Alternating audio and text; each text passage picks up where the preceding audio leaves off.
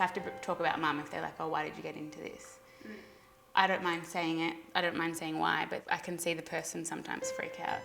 If it's like I don't know how to talk about death, I just still get shy about stuff.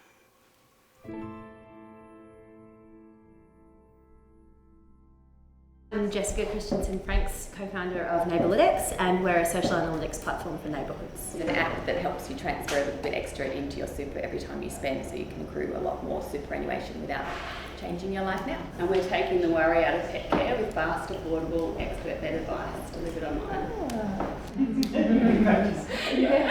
We're a research sample sharing platform.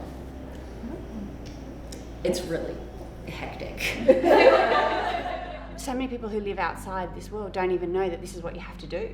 They don't even know how important the pitch is. Today, as always, self-directed. If you want to do exactly what you did last week and just test it again and improve on it and just get those little bits of feedback, great.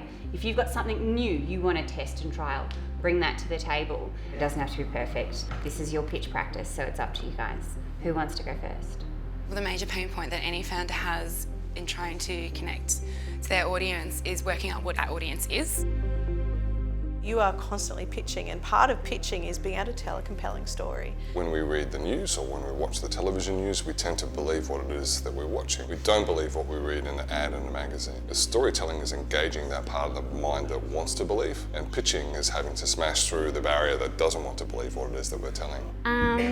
Hi, I'm going to do my Gaddy pitch, if that's okay, refined from last week. So Sally has a really unique challenge because she's addressing something that's taboo. I mean, it's death. Our whole lives these days are connected to online. And while this is all great, it makes preparing for death more complicated than ever. Sally's biggest weakness is her confidence. She judges herself a lot. I think that sometimes with the pitching, it does interfere. By providing online toolkits to help people collate and organise their data or their details, but then I don't know if it's a lack of confidence in myself or just the fact that I don't actually know how to talk about it. A will may have served the 18th century well, but it's no longer sufficient. So go to heirloom.net to sign up now to hear about when we launch. Sorry, I got really nervous. You're going to have to practice running with it, even if it's not exactly the right start. It's really, really challenging to be able to very quickly and concisely explain what it is in a way that people will understand. Hi, are you all listening to me? Yeah. So I'll do my online pitch. When I first met her and I asked her to unpack the technology of the startup she has, here's what I built, look how cool this is how we're going to solve world hunger. I'm like, that's all great, but no one understands what you're saying. That enables you to do microtransactions for every data that you share with other people. I think I do the worst job when I'm practicing in front of like 3 people. It's not just about what you're going to say, but the entire atmosphere in the room. I'm still not good at that. And the real benefit to go to you and not to Facebook or LinkedIn or other account that you use online. Okay, that's it. You spoke so constantly, so even when you were taking a breath, you said, ah. It was quite incredible. I couldn't work out how you were actually breathing.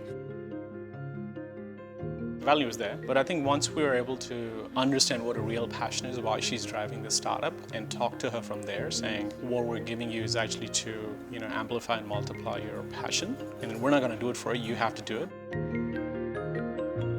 With Sally in particular, we're dealing with no data because we're starting. So what we've got to do is actually do a shitload of testing because there's actually quite a lot of audiences. So we've got to really hone down and own one of them and do a really, really good job of owning that. Then we can actually start getting really good info about what people want that you can use in each one, as in the style of messaging, because this is a sensitive subject and the style of messaging is super important.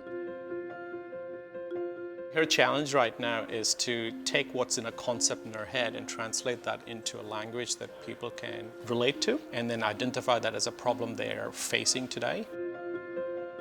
Today, I bet that 90% of these people don't really know what Brontech is. And I have to project that confidence that I know what I'm doing, so they can feel confident to actually buy our product. In their eyes, I am the entire company. The reason why storytelling works so well is that it's been with us since humanity first of all. What they would do is they would embed the information, the facts, and a little story that would make people remember, like a little virus inside a cell. And so the facts with the overlay of the story, so that an audience isn't standing there saying, no, I don't want to listen. They're saying, oh, let me come along with you on that journey, because I recognize this is a story and stories are fun. So today I'll be pitching at the Game Changers Summit to try our platform. One of the incredible female founders in that SheStarts program. This may be a world-changing disruption you're about to see pitched to you today. Please welcome to the stage, Emma Poposka. 2 years ago, I went through this excruciating process of getting an immigration visa. It came with 6 months and a price tag of $10,000. 99% of that cost was for someone to identify who I was. It's quite interesting for me to notice how she's actually grooming herself really well, from a woman who can code to like a CEO, right, who can actually work with your customers, raise capital, and manage your employees, right? Day 1, we had our first users. Week 1, we had more users. Week 2, we have our first paying customers. Firstly, did you say that you've got paying customers? Yes, we do. People started thinking, I don't know what's happening. As humans, we have this amazing nature where we want to help other people achieve their dreams. And if you share your dreams and your passion with people, often they'll be like, oh, how can I help? I remember sitting there with Dad, and I think we knew it was kind of, you know, getting closer. So Mum was in hospital for a week before she died, and he was like, you know, I don't really know what we have to do. Like it's not like that you get like a pack of like what to do when someone dies. And that was the first kind of, when I was like thinking about it, like, yeah, there isn't anything. It's kind of weird because we all go through it. To me, having those people in your life that are kind of, there's no judgment, or maybe there is judgment. People that will tell you how it is, but also be there no matter what happens. Just say it's like all the information you need for when you die online, so that people close to you can have access to it. How's that? Imagine how surprised I was when I was going through it with Mum and there was kind of like nothing, it hadn't been innovated yet. You're no longer just thinking about yourself, you've got to think about somebody else. She just cares so much about people and she's so good at giving advice. I think that's a very strong side of Sal that she has from Mum. Communication is a skill that never goes away as a startup founder. As a female founder and as a technologist, you will be more memorable. On the other hand, you know, the bar will be there, right? So there'll be no concessions for that. You will need to prove that you know what you're talking about. Heirloom solves this problem, providing online toolkits to collate and organise your life information, which can then be stored against your profile and made accessible to your family and friends. You've got a beautiful message to share. By adding that little bit of confidence, you found that perfect balance. I just wanted to compliment you on your tone. I would listen to you all day, so that was great. Don't think I'm a stalker or anything. Who is this woman? Next week I'm having meetings with all these very big companies. Obviously there is interest and we are solving a problem.